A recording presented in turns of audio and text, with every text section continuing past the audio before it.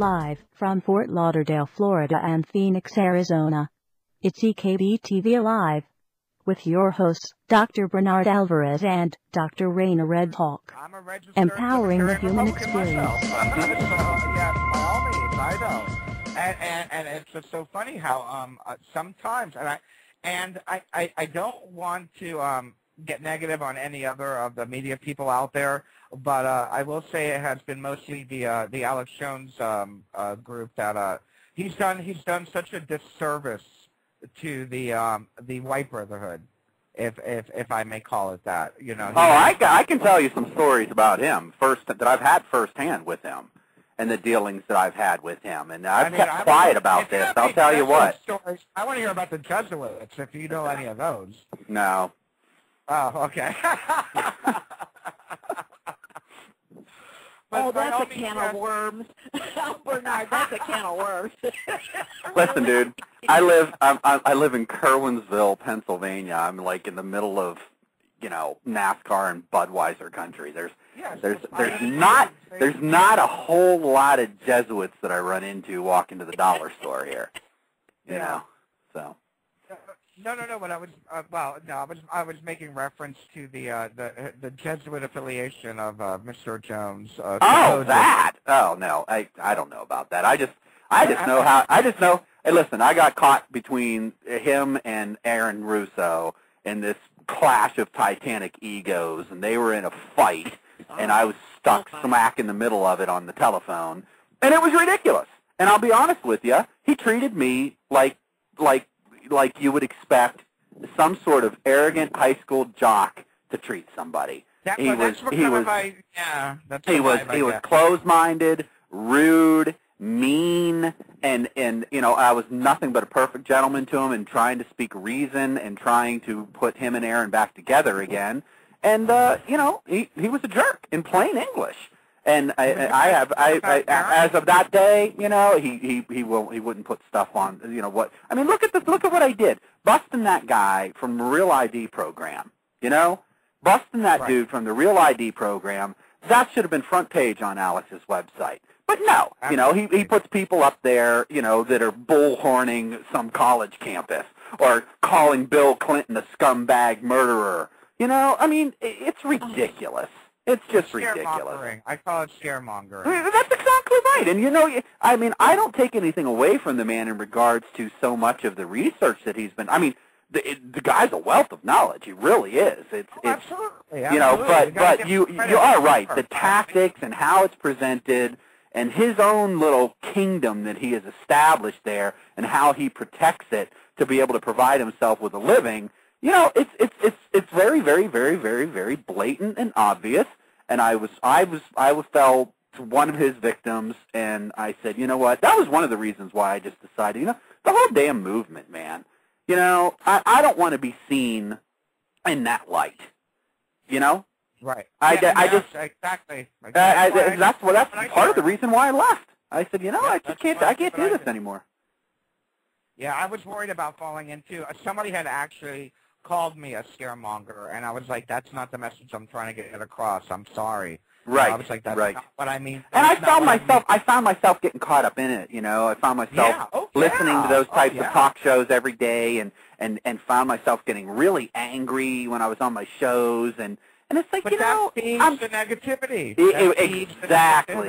Exactly. And I just couldn't do it anymore. It was taking too much of a toll. My wife was just blown away. She couldn't believe that I just dropped it and just stopped doing all this, and I said, well, I have to. I mean, I believe, and we can talk about this. I really have come to the conclusion that the answer is local.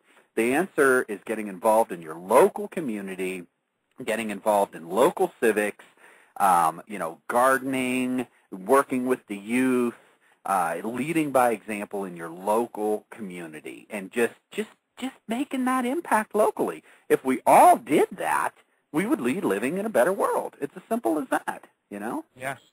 And you know what? It is that simple. It is that simple. It really is. It's not complicated at all.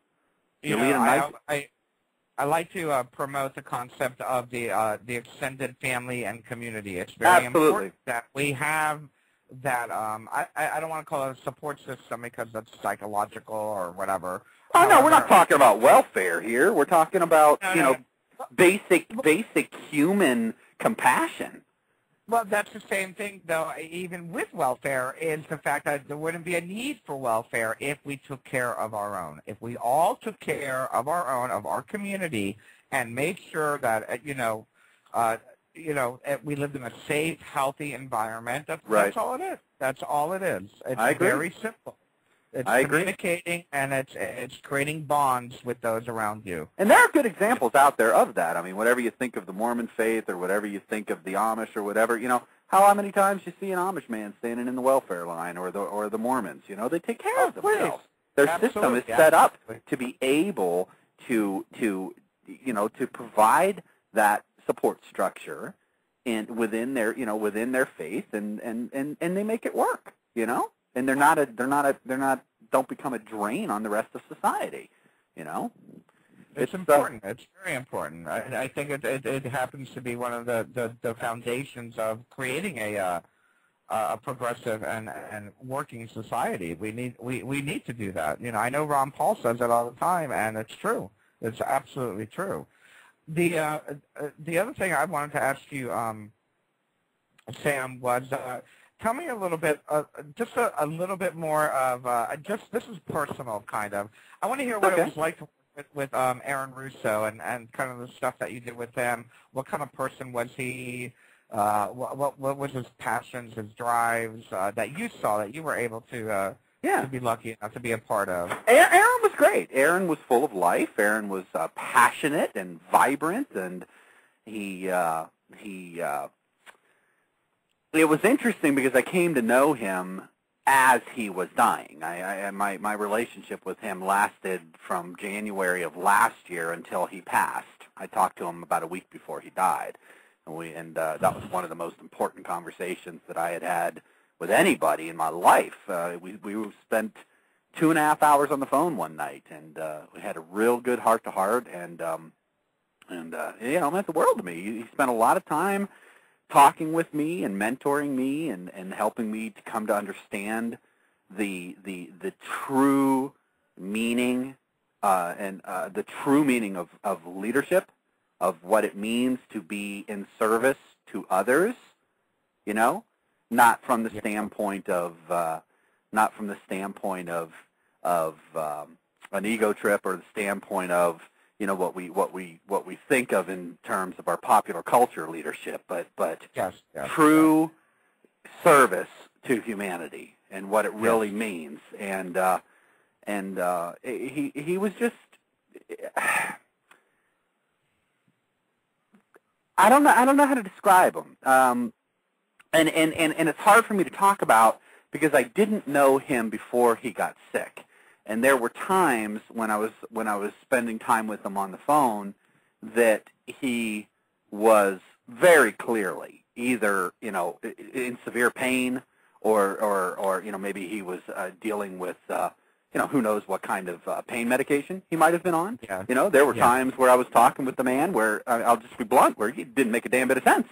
Yeah. And it was just like, dude, I have no idea what the hell you're talking about, or he would be very irate and snippy, or whatever. And so I can't really say that I knew him all that well because I never experienced him when he was healthy. So I dealt with Aaron as he was passing from this world, and I think he had a unique perspective at that time. And he shared a lot with me. He helped me. He guided me. He believed in me. And I think that was the thing that was the most staggering. I mean, I'm sitting there one day, and my phone rings, and my little 8-year-old picks it up. Hello, Yeah, hold on a minute. Can I ask who's calling? And she hands me the phone. I said, who is it? And she says, Aaron. And I'm like, Aaron who? And it's freaking Aaron Russo. And I'm like, holy shit,